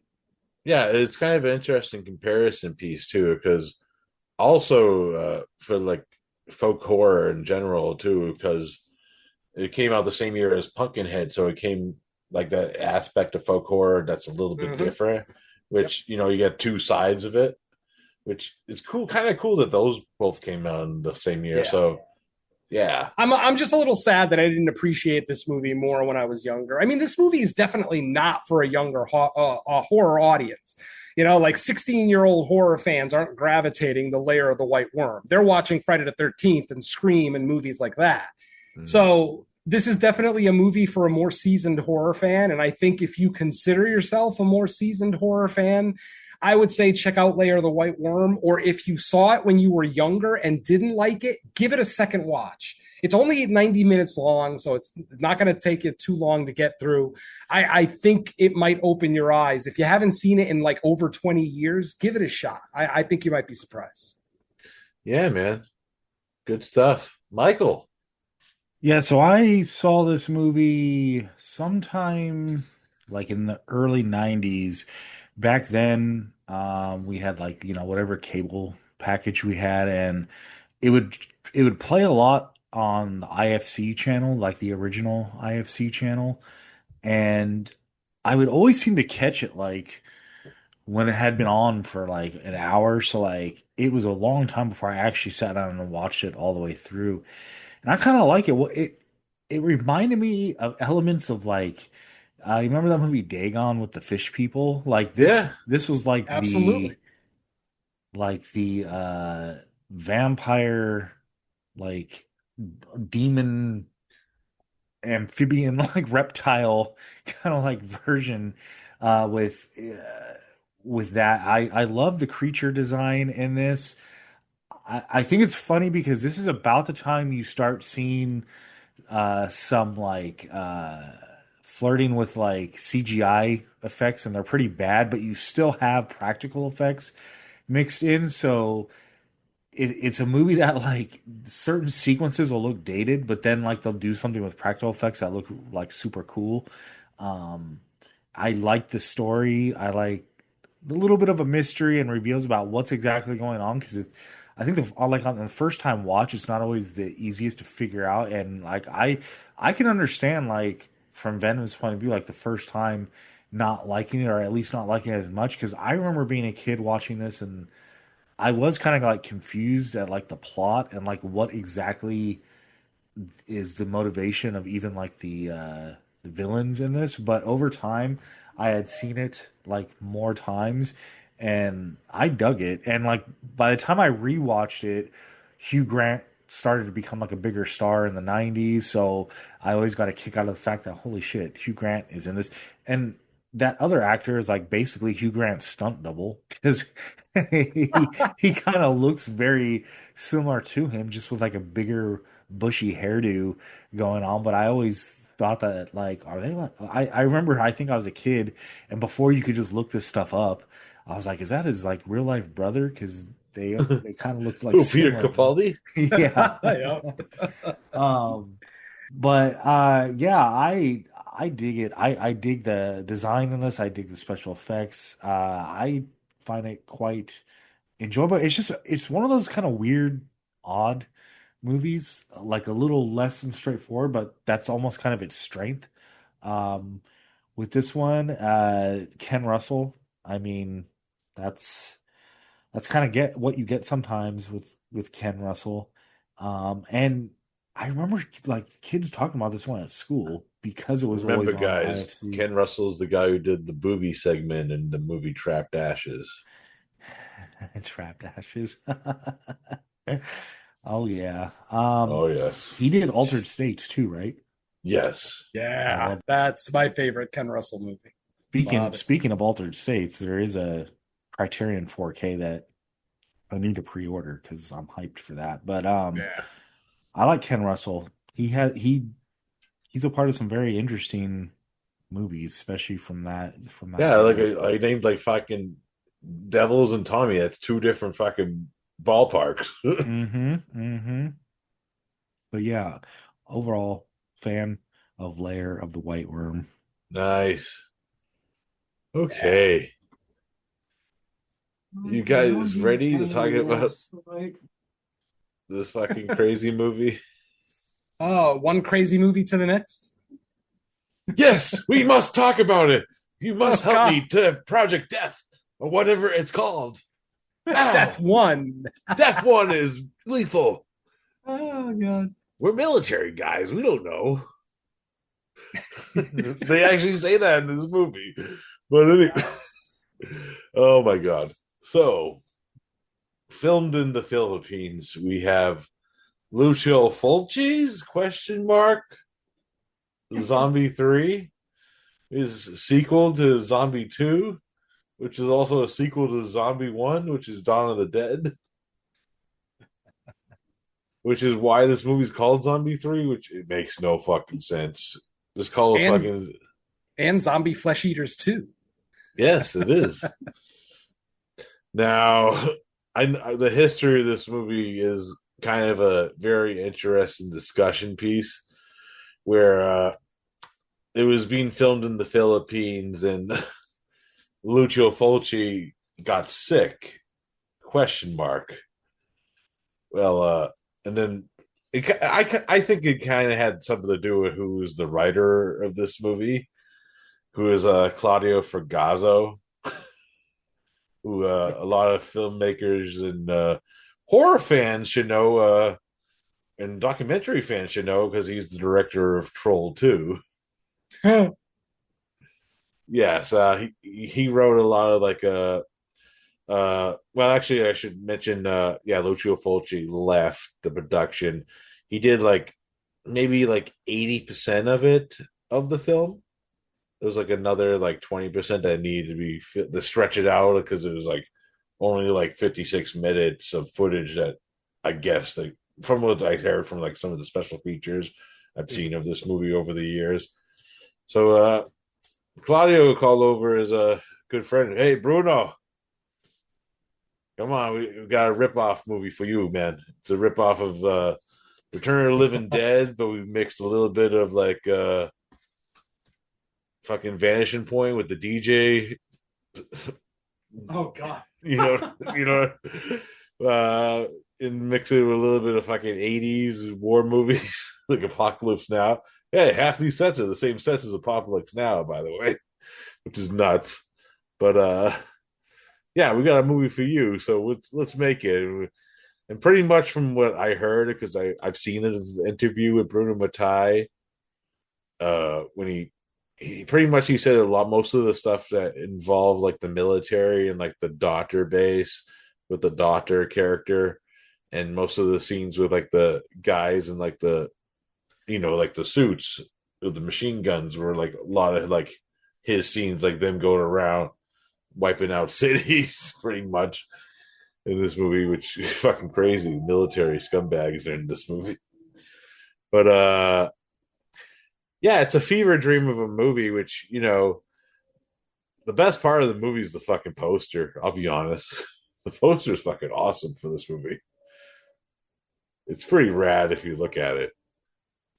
But yeah, I'm not gonna sit here and say this is a fucking great movie. I know like it's fucking cheesy and bad, and the dubbing acting's not that great, especially with some of the female characters. That one girl's fucking scream, oh, fucking terrible. But man, this is the movie, like the most iconic thing from this movie is the fucking flying zombie head. It's probably the best part of the movie because it just comes out of nowhere. And you do get some of like that Fulci, like, I will say this, like some of like the set pieces have some cool like usage of colors and rooms, like there's some greens and reds that fucking work for me in this, where it's like that sense of it was some of you can see like, oh, there's some like sort of filmmaking there in those scenes, but some of like the delivery and like the story is just kind of bullshit. What we're following. The zombies are fucking weird looking in this movie. Like they're like green, like putty, Gumby fucking looking motherfuckers. And yeah, it's very different from Zombie. I actually kind of prefer Zombie 4 over this one with like the story elements because it kind of goes back to like that voodoo-esque feel of like the first movie. Plus it's set on an island. It's a little bit cheesier. It's a little bit more straightforward too. You could definitely tell like there was some like different directors involved in this one. And yeah, it's kind of a mess, but some of the effects and the goo and shit, like that one kill where that fucking baby fucking thing comes out of the fucking lady's stomach and kills the other girl. That's still pretty fucking gnarly. Some of the gore and shit's still there for Fulci fans. But definitely not a high point, but you can't really, you know, like like blame like he wasn't really involved with the finished product either. So I can't really blame him for how it turned out per se. But yeah, I'll go back to Venom because I feel like you have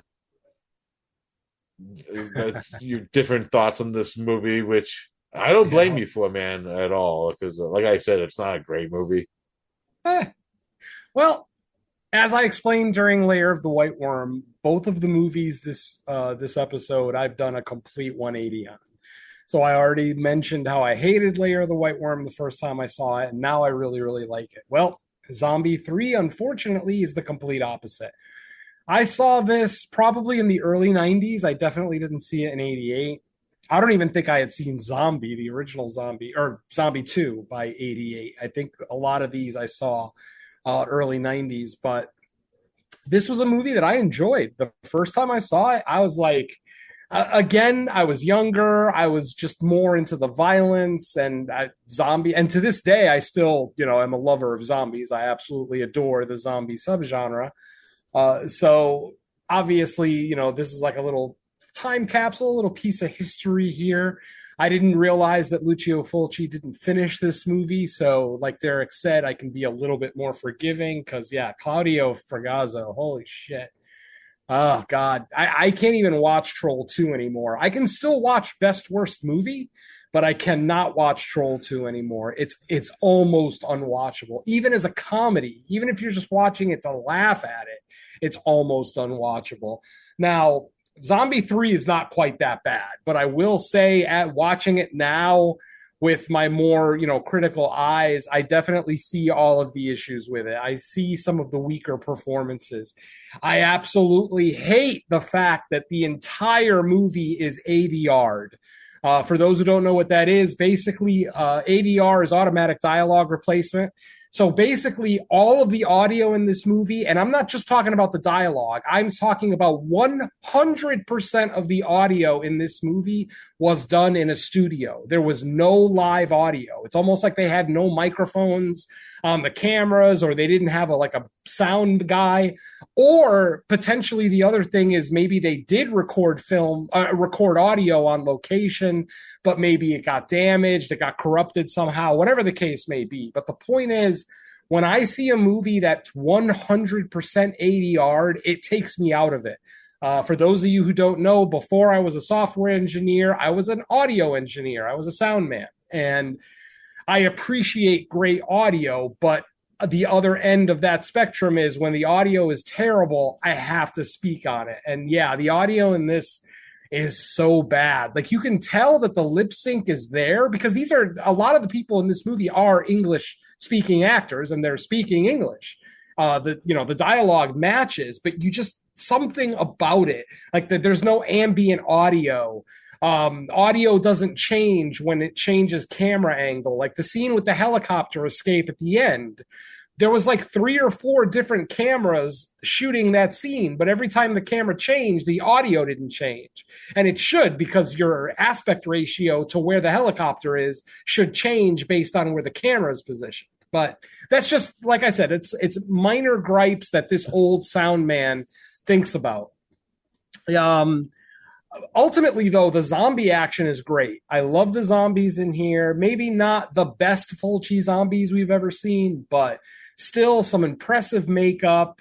I like the opening scene with, the first zombie, if you will, that's created. Technically not the one that starts the infection, but just a great scene to show us that these are zombies created by science. This isn't like some virus from outer space. This isn't voodoo. This is literally science. The military created a virus called Death One, which was intended to resurrect the dead so that they could be soldiers. They could be easily. I wonder what this sounds like. Yeah, haven't heard that before. Bioweapons? Crazy. Anyway, but I did appreciate that at the time. Even watching this early on, I appreciated the fact that it was kind of using science. Maybe not the most accurate science, but still using some form of science with the creation of these zombies. So I can appreciate that. Like I said, zombies look great. Gore looks great. That one scene where right before the birth of the zombie baby, that zombie that basically just tears that woman's face up. I love that kill. That's an amazing kill. Yeah, it's awesome. Yeah, there's some great kills in this movie. Like I said, if you just watch this movie as a zombie kind of just gory, fun movie, I think you can accept it. I can still watch Zombie 3 under the guise of a comedy, because to me, I am laughing throughout most of this movie. Almost every line delivery in this movie is funny to me. Just the way that it's delivered. And you can very obviously tell this was partially written by Claudio Fragasso, because Jesus, this guy claims that he knows how to write for Americans, but he very obviously cannot, because every English movie this guy's written is garbage, or at least elements of it are garbage. So, yeah, I did give us the ending of Rat's Night of Terror, so I'll give him some credit there. All right. I'll concede a little bit there. Yeah, I do love Rat's Nights of Terror, but that's another one that I kind of look at. Game. Oh, totally. But it's another one that I kind of look at as a comedy. Actually, weirdly enough, a lot of that movie actually has some of the same cast. I believe it. The two other military guys are like the two main thugs in that movie. Absolutely. And there's other elements, like some of the story elements just kind of irk me. The sets, some of the sets look so bad. Like, it's very obvious they're on a stage. They're not like on location set. Like, the outdoor stuff looks great, but a lot of the indoor scenes, especially the military scenes and like the scenes in the quote unquote lab, they look laughable. They look like they're porn sets sometimes. And again, low budget movie. I can't imagine this movie cost $5 million in 1988. But yeah, the movie has its charm. It does. But the charm in this movie is in its zombies. Now, I will give a Fulci or Mattei or whoever made the decision to put a busload of attractive girls in this movie.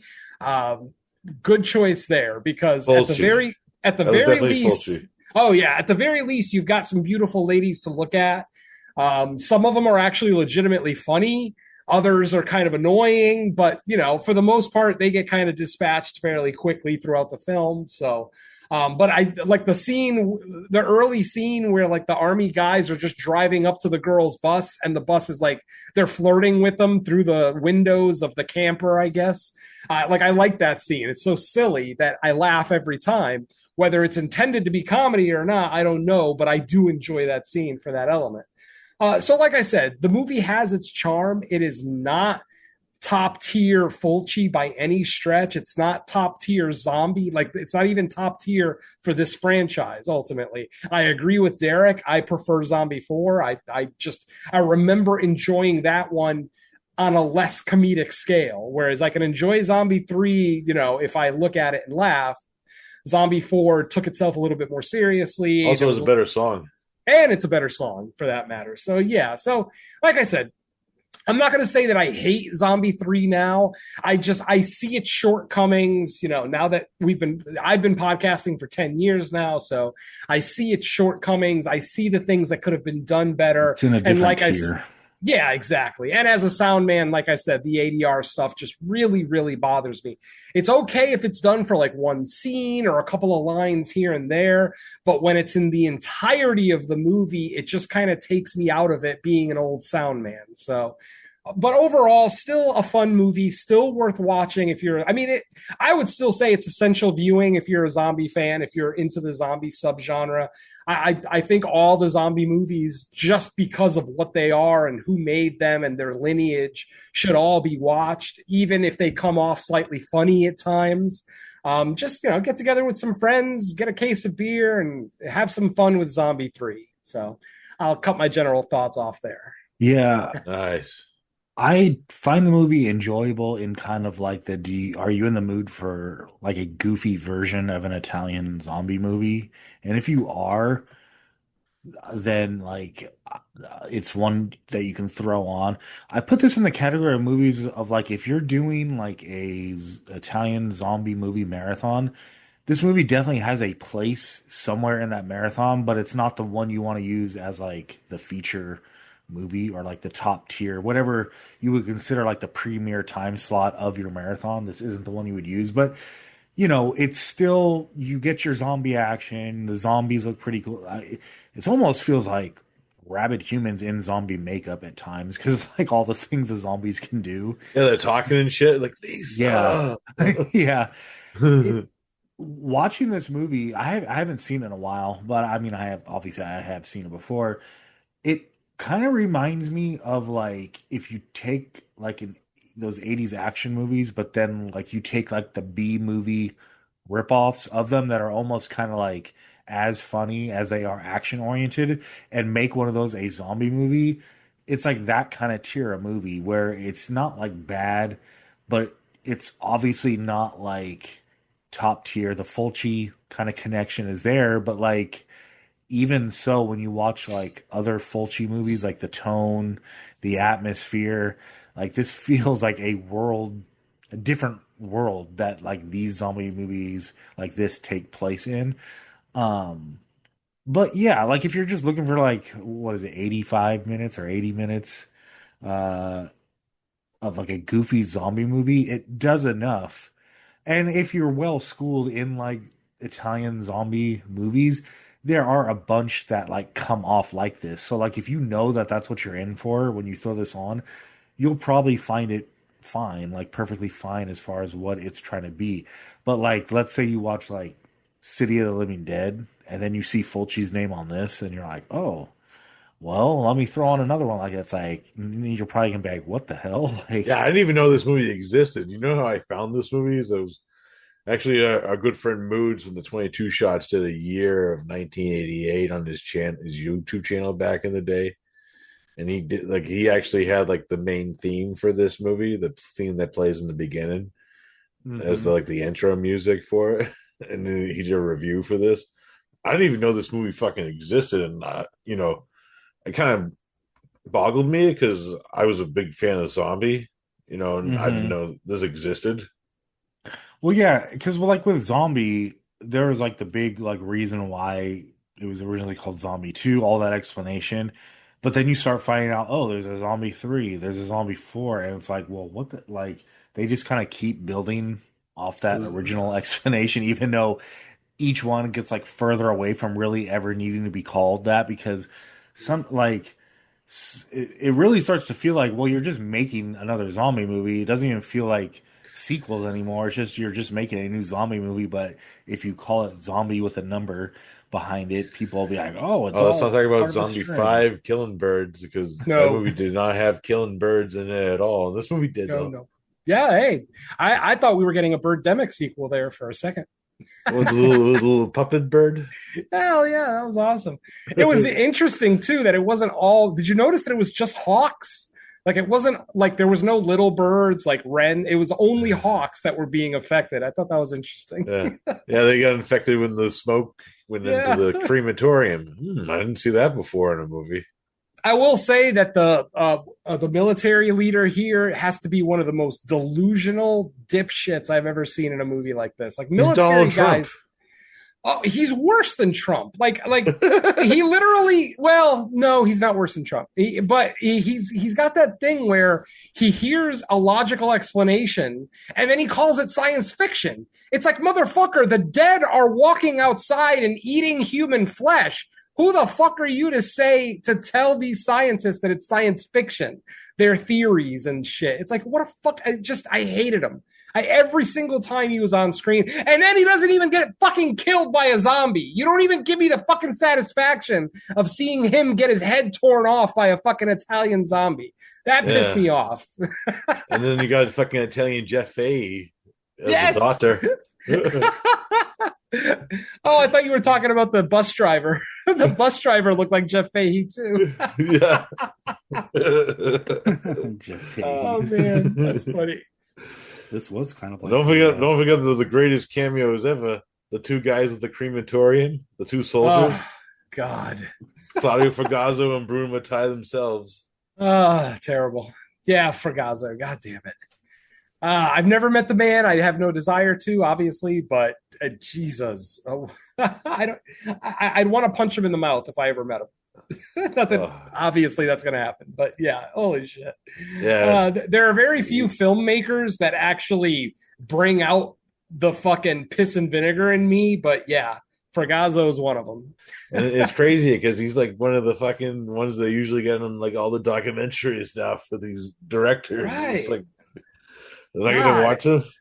And even in Best Worst Movie, he's such an asshole. Like, just, he's so convinced that Troll 2 was a fucking masterpiece, even though every single person on the planet tells him that it's garbage. He's like, no, you don't get it. Like, he actually has the balls to tell people you don't get it if you don't like one of his movies. He's got Uwe Boll. Uwe Boll does the same shit. If you don't like his movie, you just didn't get it. No, motherfucker, your movie's just bad. We all know his real masterpiece was Monster Dog. Oh God, stop. Monster Dog. Alice Cooper, fuck yeah. Oh God damn it. Still, I mean, as much as it sounds like I'm bitching about this movie, it's still mildly fun. Like I said, there's plenty of stuff to laugh at. There's beautiful ladies to look at.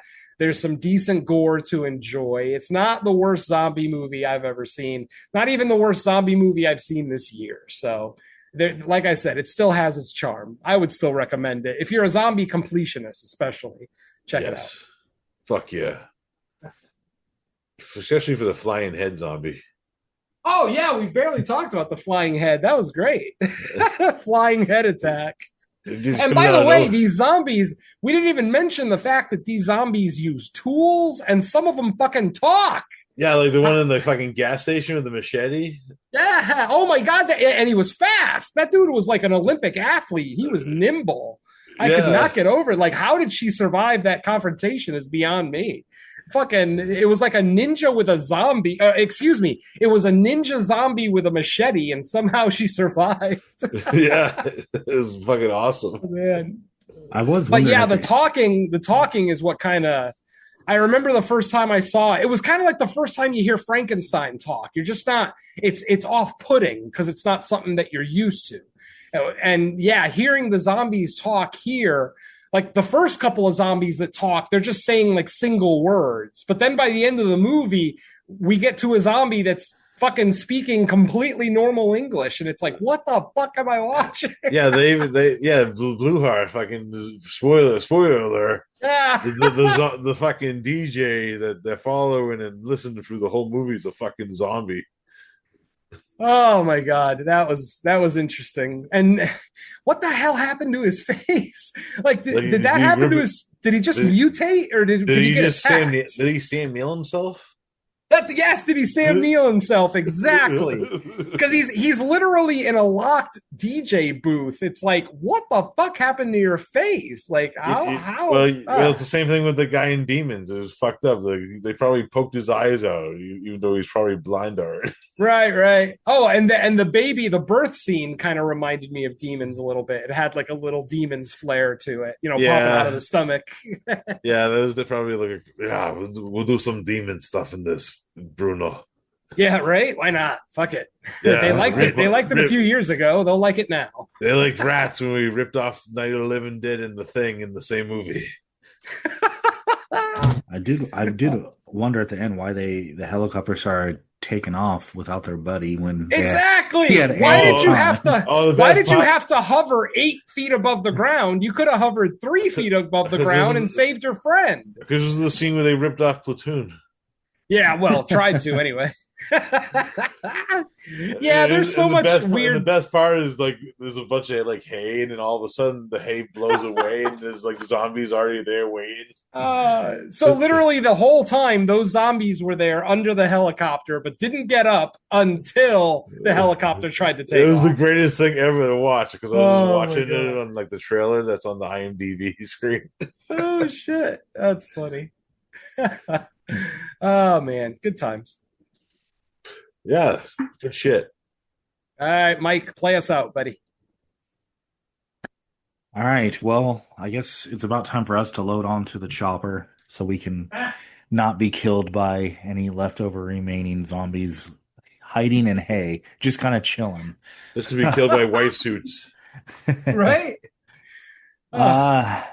What do we have, if anything, for people to listen to?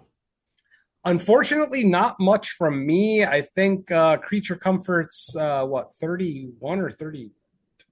I can't even remember what number we're up to. Yeah. The last episode we did was the Black Scorpion. We do have plans for our next episode. We have our movie picked. It's just a matter of getting together. Unfortunately, it might not come out in August, which sadly would be the first time in the history of Creature Comforts that we miss a month. Yeah, worst case scenario, we could do 2 next month. Oh yeah. Oh, I'm not worried about getting the extra episode out. I'm kind of sad because it was kind of a point of pride that we'd never missed a show. We never missed a month. And sadly, with me now getting a new full-time job and just getting everybody together. Yeah, exactly. Just everybody dealing with, Mike and Derek dealing with family stuff. It's not always easy to get together to do these shows. So, hopefully once I kind of get comfortable in my job and I can get back to some kind of normalcy in my life, hopefully the podcast will start coming, more freely again. But yeah, for now, they're going to be few and far between, but you'll know about them as soon as they're available. So yeah, especially since my schedule's all fucked up since I'm doing inventory this year. Oh, I have 1 day of inventory left. Tomorrow is our last day of inventory, which is it's the not worst over till part of my job. Yeah, I'm doing it for 4 weeks and then fucking yeah, too much. So yeah, unfortunately, nothing major to report. Obviously, fresh cuts every week. Our latest episode was that Weapons? Have we done something since Weapons? No, Weapons was the last episode with Bill. Bill Casanelli joined us for that one. Hey, it's me, Bill. How you doing? Former Horror Mafia podcast member, of course, with Mr. Podcast I destroyed. It was nice to hear Bill and Don together again for the first time in many, many years. We gotta get Joey Colombo in that house. Yo, what's going on? And yeah, that's pretty much it for me, folks. Like I said, fresh cuts every week. And as soon as there's either a new Creature Comforts, Crystal Lake gift shop, or anything else, or any guest appearances, I will definitely let you guys know. But that's it for me. All I right. got shit. Yeah, I What do pretty you mean much. you got shit? You got the 2 greatest shows in the world, Creature Comforts and No More Room in Hell. Yeah, we already promoted them, so I can't really say much. Nah, promote them again. Shit, we can. Creature Comforts, No More Room in Hell. Raise your glasses. Oh shit, love it. Yeah. So who's next? Mike's picks? I think so. Oh no, Oh, great. I think so. it's gonna be like a fucking essay on fucking Excalibur. Oh, I love it. Hey, that I'd be down for. Fuck yeah, they need to release a 4K like next year. You know what I want to see? I want to see a Excalibur, like Knights in Armor type horror movie. Like I want to see like Knights in Armor going up against like creatures, not a dragon. That's too basic. Like some kind of big old demon or something. Yeah, I want to see that. Like Just thought I'd throw that out there. like Aaron Mente or something. There you go. with Nicolas Cage. No. Oh, okay. All right. Well, yeah. I was gonna say, like, I don't think I've done anything new either. I've announced it on a few fresh cuts, but since we haven't done this in a long time, I'll just mention it here.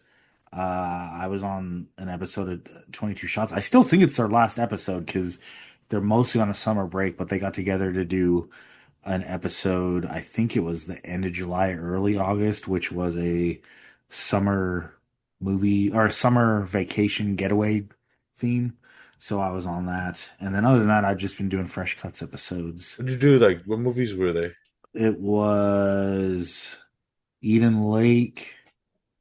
Oh, speaking The of the guy from Ruins. fucking 28 Years Later. Yeah. A good date movie. The Ruins. And what the fuck was the other one? I can't even remember. It's been so long now. All good Oh, we date did. movies. Yeah, we did The Ruins. That's a good movie. Yeah, Great I like movie. it. I love the It was one of those movies where like I went into not expecting much, and I ended up really liking it. Yeah. The Ruins has the distinction of being the first Blu-ray I ever bought. There's your trivia for the day. It's the second Jonathan Tucker movie I ever bought. Nice.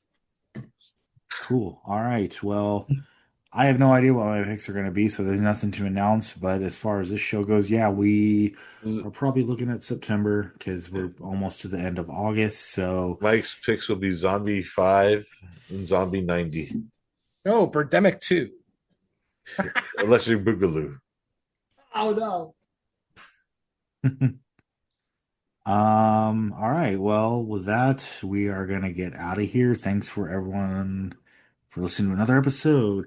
The next one is going to be big episode 70, so that'll be fun. Ooh. All right. Well, with that You're in the said, 70s. Oh, boy. I know.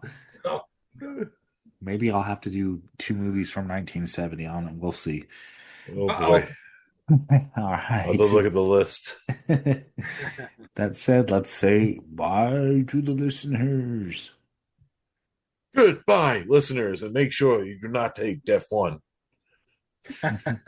If you find a giant snake skull in the ground, leave it the fuck alone. Unless you That's have a all. holy hand grenade. Peace.